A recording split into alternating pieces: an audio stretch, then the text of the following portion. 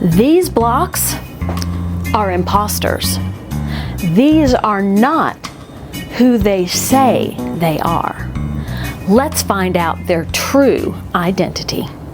Hi everybody, it is April and I am in my craft room. And today I'm going to show you 4 ways to take a simple 9-patch block like this and turn it into one of these. Now these 9 patches started out bigger than this 9-patch. This 9-patch is made with 5-inch blocks. These 9 patches were made with 10-inch blocks. So let's go to the cutting table and I can show you how to take this and make that. The blocks that you saw on the wall were made with this size 10-inch square. As you can see, there's quite a difference using the 5-inch squares for a 9-patch than there are the 10-inch squares. However, it will be much easier to show you on this smaller 9-patch. Even though the first way to cut your block up is popular, that doesn't make it any less impressive. So what I'm going to do is I'm going to fold over my 9-patch, just kind of finger press it at each end and open it up.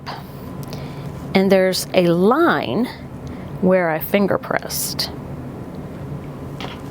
And what I'm going to do is I'm going to cut right down that line. If it's perfect, great. If it's not, don't worry about it. Then I'm going to fold each of the halves in half and finger press at each end so I have a distinctive mark.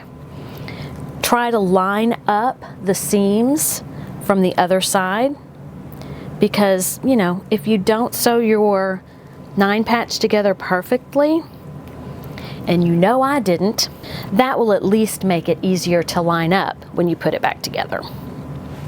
So here I've got the mark of the finger pressing, so I'm just going to cut it.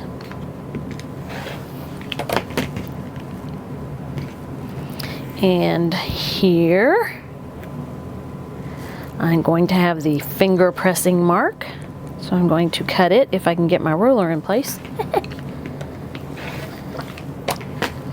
All right, so now I'm going to put the block back together like it started. There we go. And what I'm going to do is I'm going to flip this block and I'm going to flip this block. You could do opposite. You don't even have to do it this way, but this is the way I'm going to make this particular disappearing 9-patch.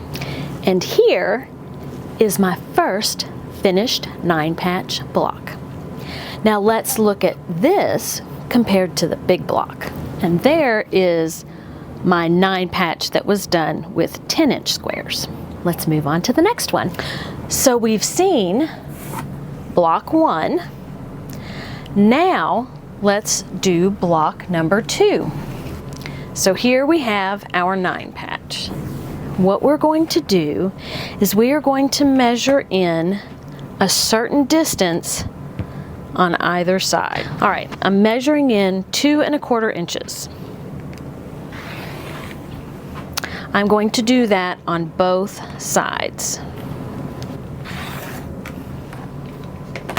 I'm going to pull the sides away, and then I'm going to measure in 2 1/4 inches from the top and the bottom, not including the 2 sides. Okay, so there's the top. Flip it around and I will measure the bottom. All right, now I'm going to put it back together. So here is what the center of my block looks like. Now I'm going to put the different pieces back where they were. And you can do all kinds of different things with this particular technique, because you have multiple things that you can use. You can either just switch the top and the bottom, but leave them in the same orientation. You could do the same, switch side to side, leave them in the same orientation, or you can flip them, or you can flip one and not the other. Then you can flip this one. Then you can flip this one.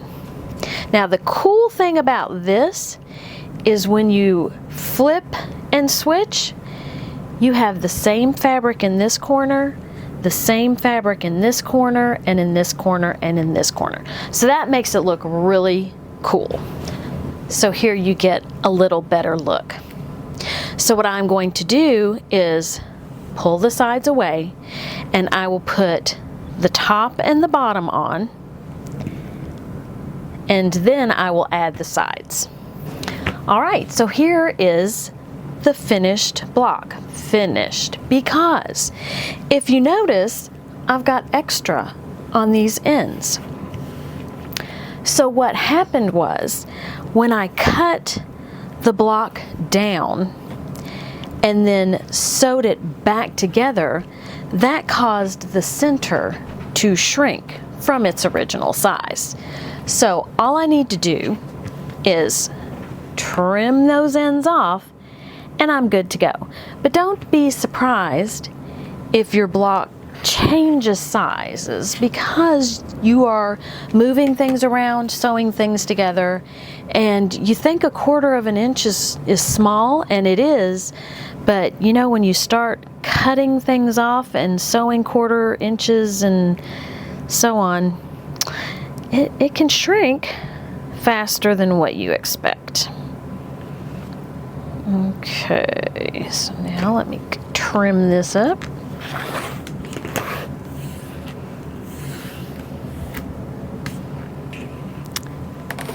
And here we have a disappearing 9 patch.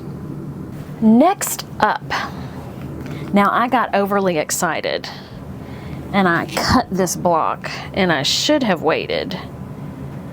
And it should be cut in the center. So this block right here is going to start out as the first disappearing 9 patch that we did. Okay, so I've already cut it. Let's pretend that's in half. By the time we get done, it won't matter. So I can flip this side and flip this side, and I'm going to sew it back together. Now my whole point for not correcting my mistake is because a disappearing 9 patch is a disappearing 9 patch. Even if you intended to cut it in half and cut it in half and you were off, you're changing the way the block looks. So it doesn't matter if you make a mistake. There is no mistake.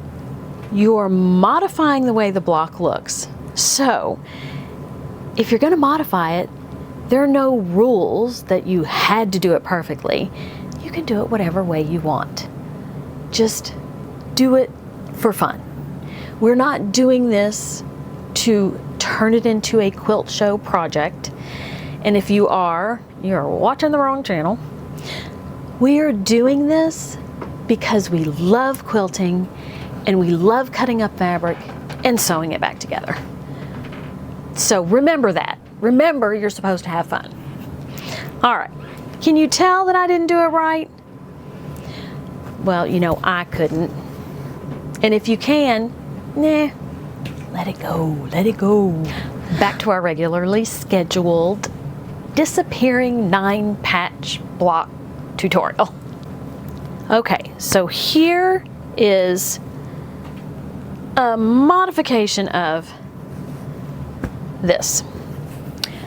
Now what we are going to do is what we did for this block. So it's a double disappearing 9 patch. All right, because we have these smaller width blocks on either side, I want to make sure that I'm getting far enough away from the seams that I don't end up with a little bitty sliver, because that's what happened to me on one of my 9 patches. So I'm going to try to get right in between here and here and here. Let's make it 3 1/4. All right, that looks a little closer. Okay, so I'm going to do this side at 3 1/4. And then I'm going to do this side. Let's see if 3 1/4 works for this side. It's really too close to this. No, wait a minute. I'm not counting right.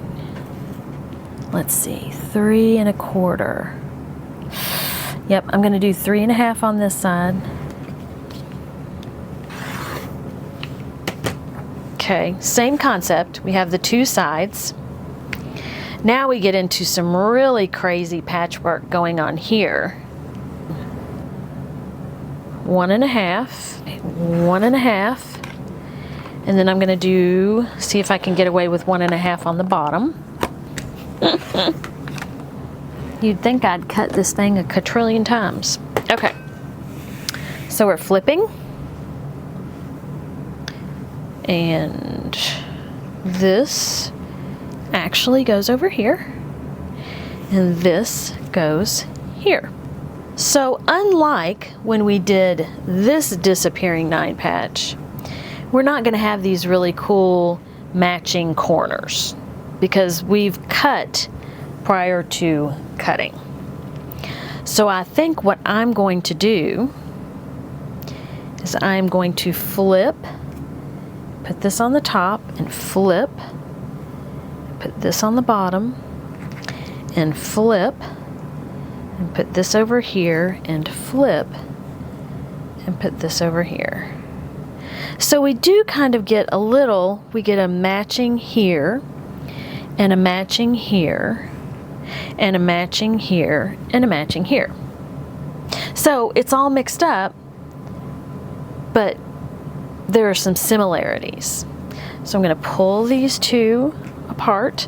There are no matching seams that we have to worry about. And I'm going to sew the top and the bottom on. All right, so actually, I believe the block goes like this.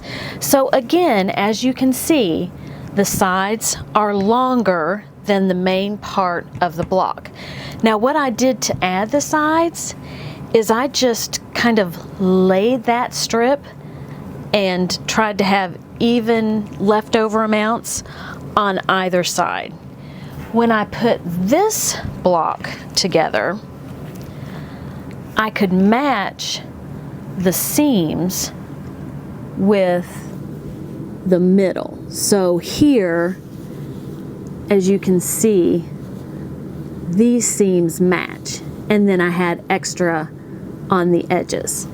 I don't have any matching seams for this, so I just measured by, just looking, and tried to get an even leftover amount on either side. And here is your finished block. Now this to me looks very scrappy. So if you wanted a scrappy quilt without having to use scraps, this would be a great way to get that. So it's kind of a controlled scrappy. Now for this one, I'm going to fold again because I can. So I'm going to be careful when you are finger pressing, because you are definitely on the bias when you're doing it on this particular version. I'm going to open up, and I'm going to put my ruler down and match where I pressed. We're going to take each little triangle. So now I'm going to fold this over so that my point is evenly closed in half, and I'm going to finger press, and then I'm going to finger press this end. I'm going to open, and I've got a nice, hopefully straight line. Okay, I'm gonna cut.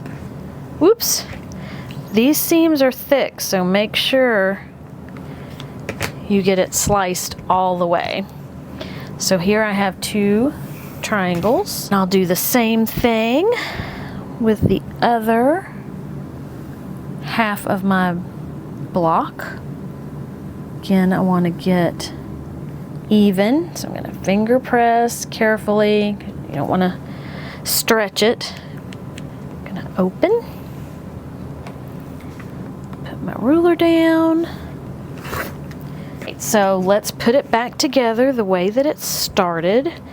So you've got this, this, this, and this. So here is your block, how it was originally. And again, this is your opportunity to be free. Do whatever it is you want. So I can take this pie or wedge and put it here, and take this wedge and put it here. And there you have a totally different look. And the way we put these together is you'll sew these 2 pie wedges together and these 2 pie wedges together. Once these are sewn together, you'll have a straight line. And here is the block. Now you do have some dog ears that you need to trim off of this block. So let's go back to the design wall and let's compare our miniature friends to our big friends. Okay, so here are the supersized version of the disappearing 9 patches. So I'm just going to pull them randomly. So this is the last little 9 patch that we did. This is the other version using the 10-inch squares instead of the 5-inch squares. So you can see we still end up with the same center block. Now these fabrics were all different, so you get a much different look with this. But here you've got the half the plaid, half the circles, and half the flowers. So even though it's a more muted color, it's still the same disappearing 9 patch. So here is our scrappy double disappearing 9 patch. Its sister 9 patch is here. And you know, this has its own look and this has its own look. Do notice I have a little bit here. Let me zoom in so you can see. Whoops, I have this little strip of pink, and then I have this little plaid. I have this little bitty black and this little bitty flower. So what happened was I didn't pay as much attention to the second cutting for the disappearing 9 patch. So if you are going to do that double disappearing 9 patch, just pay attention to this one as to where your seams are, so that you don't get too close to a seam. So you'll want to cut here and here. You may not even use the same measurement on both sides. And then again, when you're cutting the middle, make sure that you don't get too close to a seam. And I did that with this 9 patch and it worked out well. just a little tidbit. The second disappearing 9 patch, where you cut, I don't have a 9 patch anymore. So you can see here where you've got your matching corners. So this is the one where you just take slices on each side and slices on the top and the bottom. I think this is my favorite. I've got to say, I like the way it looks. So, little sister, big sister. And then your standard, which I also like, where you take your 9 patch and you cut it in half and in half. And this is the big sister. And here's the little sister. Now I think a quilt full of these with these blocks, these smaller blocks going down and down, it's almost like a chain, a diamond chain, I can't remember the name of it. Anyway, I think it would look really cool with just a quilt full of these. So my question to you, what should I do with these blocks? I was thinking of making a quilt, of course, and maybe putting a pink sashing all the way around each block, and then putting it together and maybe adding something to the top and the bottom. Let me know in your comments what you think I should do with these blocks. Thank you so much for watching. I do want to do some shout outs to some friends of mine who are always supportive. You guys, you're all always so supportive and so kind, and sometimes I forget to say thank you to those people who have been pushing my channel for years, like Dee and Sherry and Diane and Di and Tracy and Becca and Donna and Teresa and Fallon. All those people who are there in the background, always there for you. No, Tula Pink just recently did something with Missouri Star, and she said, I don't want to do anything else because I think quilting people are cool, and I don't know if anybody else or any other group of people would be that cool. And I agree.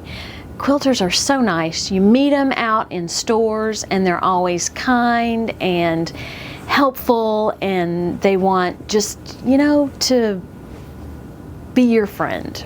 Even though they don't know you, they act like a friend. So I just want to say thank you to all those people who have been pushing my channel for so long, and all you all in the quilting community for just being such a nice group of people. Have a great day, eat some chocolate, and be kind to everyone. Until next time, bye.